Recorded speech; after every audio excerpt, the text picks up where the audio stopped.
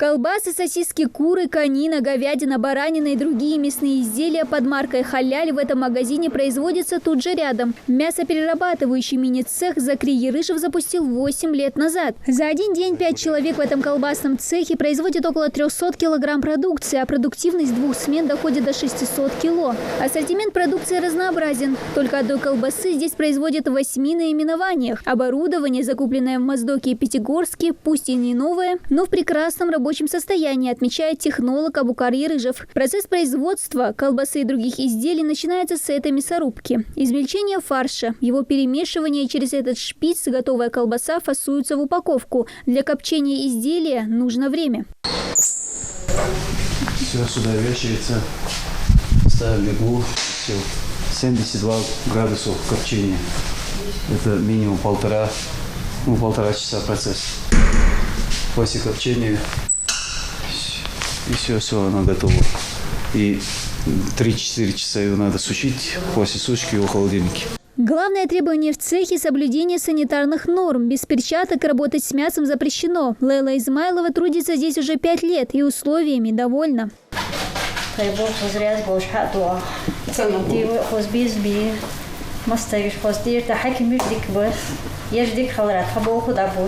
По соседству с цехом пристроена небольшая ферма и бойня. Сейчас в хозяйстве 50 голов крупнорогатого скота. Лошади, овцы, 70 голов и куры. Закупают их у местных жителей. Перед забоем животное обязательно осматривает ветеринар и проверяет на наличие болезней. Я ему говорю, вот это сегодня забивается, он осматривает его, придумывает на осмотр и заключение дает на забой. Заводится вот сюда на бойню, забивается. Не раз мясные деликатесы этого цеха представлялись на аграрной выставке «Золотая осень» в Москве. Предприятие реализует свою продукцию на сельскохозяйственных ярмарках региона, где и спрос высок, и цены ниже рыночных. Стоимость продукта поднимать предприниматель не намерен, и никакие санкции это решение не поменяют, уверен производитель.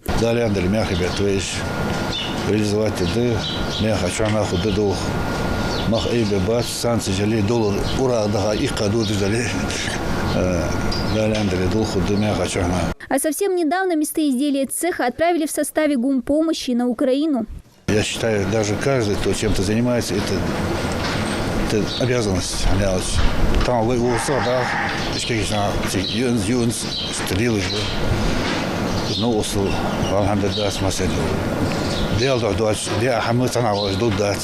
В планах у предприятия открытие дополнительного нового цеха. Строить его начали осенью. Сейчас рабочие огораживают забором землю в 2 гектара. Затем начнут закладывать фундамент. В новом, более просторном здании будет и новый колбасный цех и бойня. Тоже будет происходить откорм скота и разведение птицы. Появятся парники. В них намерены выращивать клубнику. Старое оборудование заменят на новое. По плану строительства здания займет 2 года. На предприятии сейчас работают 15 человек. И с появлением нового цеха число рабочих увеличится, как и объем выпускаемой продукции. Дана Плиева, Магомед Даскиев. Новости 24.